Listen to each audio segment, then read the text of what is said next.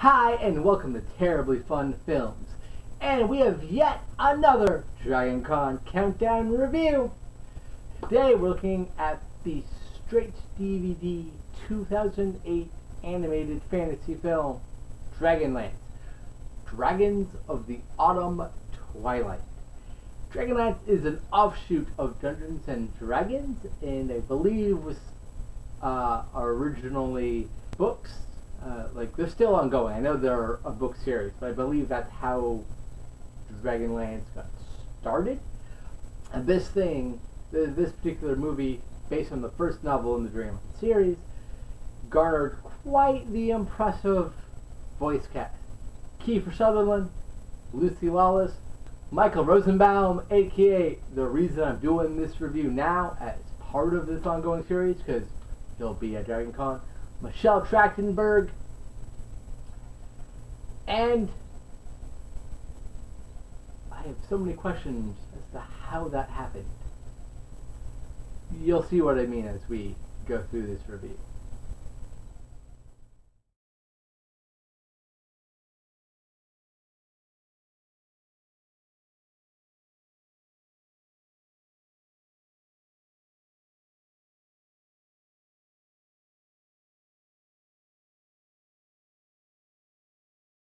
Dragonlance, Dragons of Autumn Twilight, begins as all typical adventures do, in a tavern, the group of friends reunited. There is the half-elf Tanis, there is the mage Rastalin, there is the cleric Goldmoon, there's the dwarf Lint Fireforge, there's the Kinder Tasselhoff, aka Taz, the fighter Cameron, and Cameron and Rastalin are brothers, and their half-sister Kitatara was supposed to also meet them. She does not show up and sends a note partially explaining why.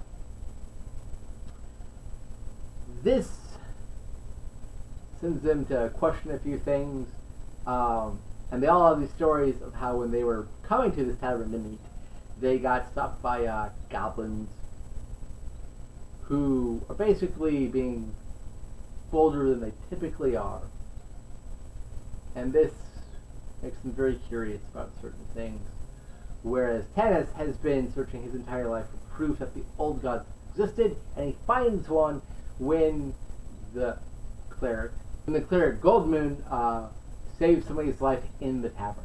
This sets them off on a quest to stop ancient evil dragons from taking over the world. Fairly basic fantasy stuff. There are elves, there are magic users of various sorts, there are dragons, you get the idea.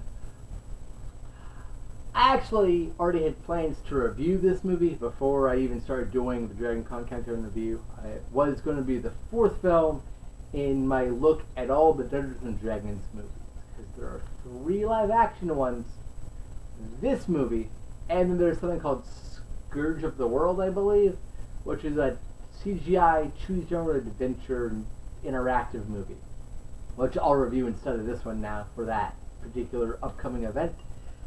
Me already having plans to review this should probably tell you the cheesiness level of the film fairly well, without me really needing to go into that much detail about it. When doing this review, though, and discovering that the movie was from 2008, I would have sworn it was older. 2005-ish? Now, granted, that's only 3 years, but that is a huge difference, in terms of technology and what's available, because this movie looks like crap. The character designs are okay, if a little bit boring, but the actual animation is shit. Pure unbridled shit. oftentimes the background animation is blurry and or out of focus.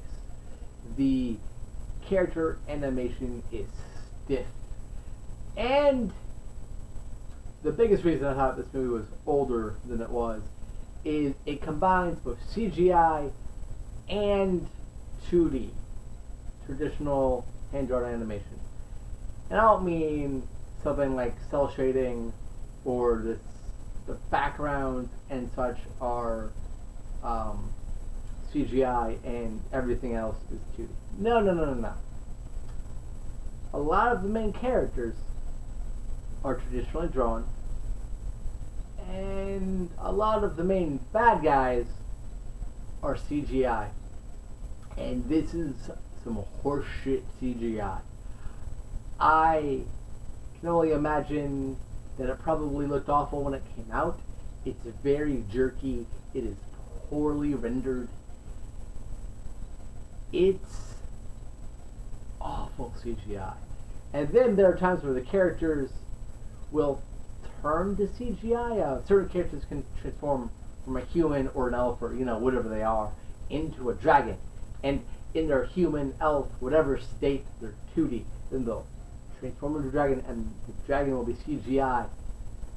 And it's awful looking. CGI moves very weirdly, and when the CGI creatures are talking, it doesn't. The voices don't match. The lip syncing's off, and does not work. Whatever fucking moron that worked at Paramount Pictures, because yeah, Paramount Pictures produced this, granted to be direct-to-DVD, but still, that decided that, oh, we should use CGI for some of this, probably doesn't have a job anymore. At least that job. Because I guarantee if everything in the film were traditionally 2D hand-drawn animation, outside of maybe some of the spells being cast, this film would not be nearly as unintentionally bloody hilarious as it currently is. Mind you, I'm ragging on the animation because it is shit. But when you're watching the movie, you are going to be laughing the entire time. Because whether it's some of the weird lines in the film or whether it's the animation, there's always going to be something that's entertaining you and making you amused, and that is what you're going to laugh at. I guarantee it. The writing by Margaret Weiss and Tracy Hickman, who wrote the original books this is based on, and the screenwriter George Straiton, is okay. There's some goofy lines, like unintentionally so, I believe. And a lot of things feel like they're being explained to the audience. Not necessarily in a dumbed down fashion, but the movie doesn't trust its audience to understand what's going on without every bit of spell casting and what the spell will do being explicitly drawn out for you, so you can definitely understand what's going on. The characters themselves do have some very solid and cool, interesting arcs that allow for some either neat sequences or at least at the end for you to feel like you have that the journey was worth it for them, if that makes sense.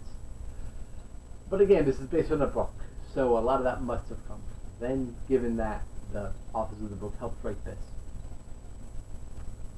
Overall, it's generic fantasy plot, but it's at least okay generic fantasy plot, if that makes sense. Like, it's not too dumb to bother you, and it's exciting enough in terms of how it's paced in action to be okay. Will Meugnot, M-E-U-G-N-I-O-T,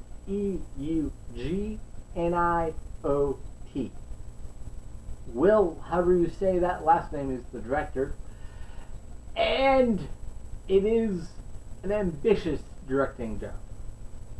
There are some shots that are clearly meant to be sweeping an epic, like the shot of the tower, which is nestled high in the tree, and we come zooming up, down, and we follow everything.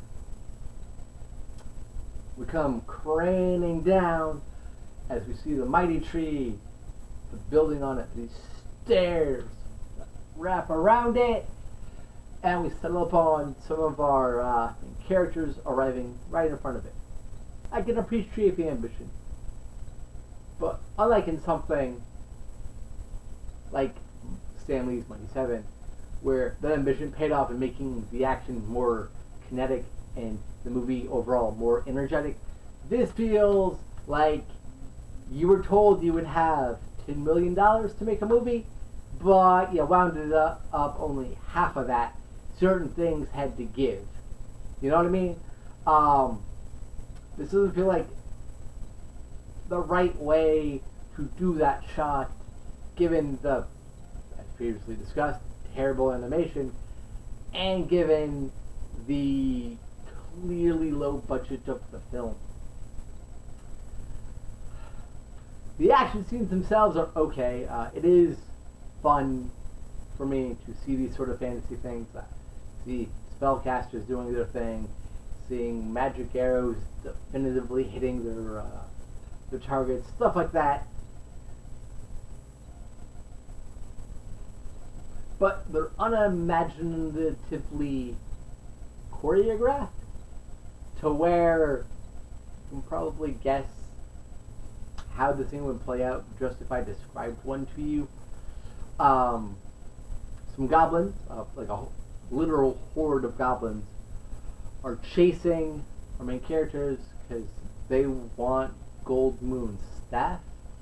Because they believe that any white light, pure good energy versus the dark, evil, magic stuff, is to be destroyed, because they want their evil gods to come back and, lavish them with joy and, that sort of thing. It does eventually involve being chased to a lake, and goblins can't swim, so they here's to get into a boat and run away. So the goblins are firing arrows.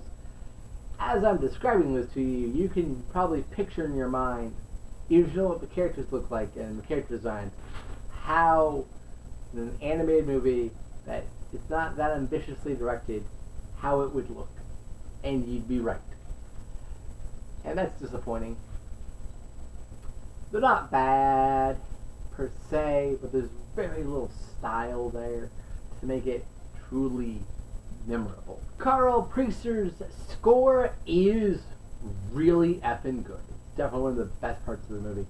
The score is very evocative of your traditional fantasy themes and a lot of fun, and works really well within whichever given context is needed. Drama, comedy, action, works really well. Easily one of the best parts about the film is that score. Editing is only okay. It's again, there's no real dynamic sequences in the film. There's no sense of urgency throughout the film, which is a huge problem. The action is alright. The editing is alright. There's something I would point to and go, oh, that's a bad edit. There's also nothing I could point to and go, oh, that scene makes the whole movie. It does not. Bling had a few sequences like that, weird as that might have been. Stan Lee's Mighty Seven is full of awesome action scenes. Cheap though the animation was, this can't save itself that way.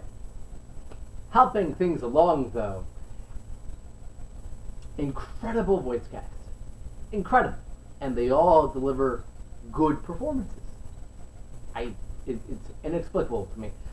Michael Rosenbaum, probably best known for his role as Lex Luthor on Smallville, plays Tanis, the half-elf, and he's really good. He has a short few lines at the end of the movie about missing a golden opportunity for certain things and being worried about where a specific character is genuinely touching and sweet and far more dramatic than the writing or the directing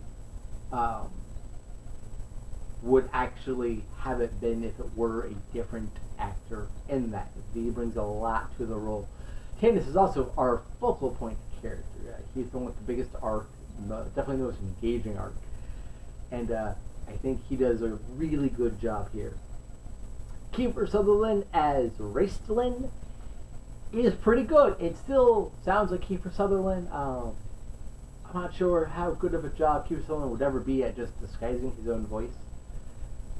But with that being said, he's clearly having some fun as a mage, and it is amusing to hear him be sort of short with some of these characters in this fantasy type setting and with this fantasy type language. There's a lot of fun to be had there.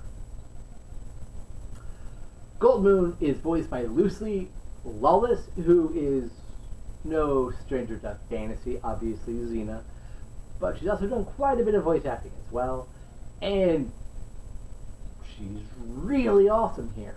Really like her performance, especially in a heartbreaking moment where she tells one of our main characters to literally restrain Tanis, so he would not stop her from sacrificing herself in order to let everybody else survive.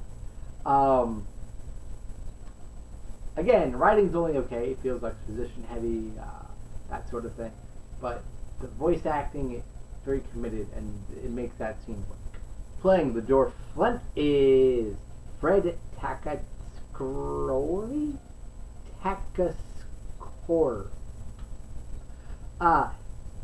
He's good. You hear Jonathan Rhys Davies as Gimli, or at least I do, in Fred's voice there. But it's also very hard because we all have specific images of dwarves, short, stout, broad, so they need to speak in this sort of deeper voice. There's only so much you can do with that sort of thing, and I think he does a fine job. Michelle Trachtenberg plays Tika, and she does a good job.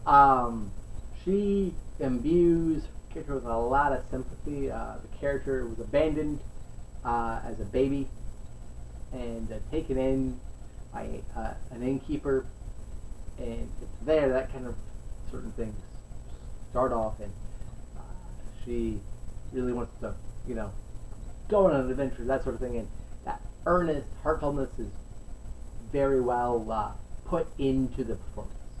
Jason Marsden plays Hasselhoff, and he gets some really good comedic moments. He's probably the funniest of all the characters. He's a lot of fun, especially because he doesn't understand human emotion very well. There's some decent writing about that. He delivers it, I would say, appropriately. Doesn't oversell it or anything like that. Playing main bad guy Verminard is David Sobolov. He's good. It's generic fantasy bad guy number 899. His villainous plan is to take over the entire world, to control it, and to allow his evil god to reign, and bring death and hate upon people. Not much of a backstory there for the character, at least within the movie. I have not read the novel. With that being said, he's a fun bad guy. Definitely has some moments of levity, and I think that's due to the voice acting, not necessarily the writing. And he makes it believable and threatening, so it works. Everything the voice acting needs to do, he does well. I just wish the character were more well written in order to be more menacing, if that makes sense. I have not given this movie a really good review, obviously. You've been listening to it. You know that. I will say this, though. I think that the flaws that I mentioned, the shockingly inept, stupid, bad, awkward mix of CGI and 2D animation, the heavy exposition dialogue, the very routine fantasy adventure narrative at display here, and the fucking obvious low budget and middling directing make it sound like I'm not going to recommend this movie. But thanks to all those things, and thanks to honestly sincere voice acting on the part of this shockingly good cast, I am going to recommend this movie as something that's so bad it's good. It is very humorous to watch. As I stated when discussing the animation in the film, the animation will probably keep you laughing throughout the entire film. Add that to the you know what's going to be said, you know where the plot's going type dialogue and story, and you do have the sort of the perfect movie to start off like a bad movie marathon. You know, you invite your friends over for the entire day, they're over for like 9 hours, and you're just binge watching terrible films. Dragonlance is not awful enough and not tedious enough to simply kill the mood or the excitement going on. Sometimes when you put on a bad movie in that situation, it's so tedious and boring, the party stops. You need a movie like this, where there's some good elements, but mostly everything about it is sort of stupid and fucked up and hilarious, in order for you to properly interpret, for you and your friends to properly interpret, and for everyone to start getting in the mood for the kind of bad movies that are to follow. Does that make sense? As always, thank you for watching. I've been your host, Bobby, and I will see you next time.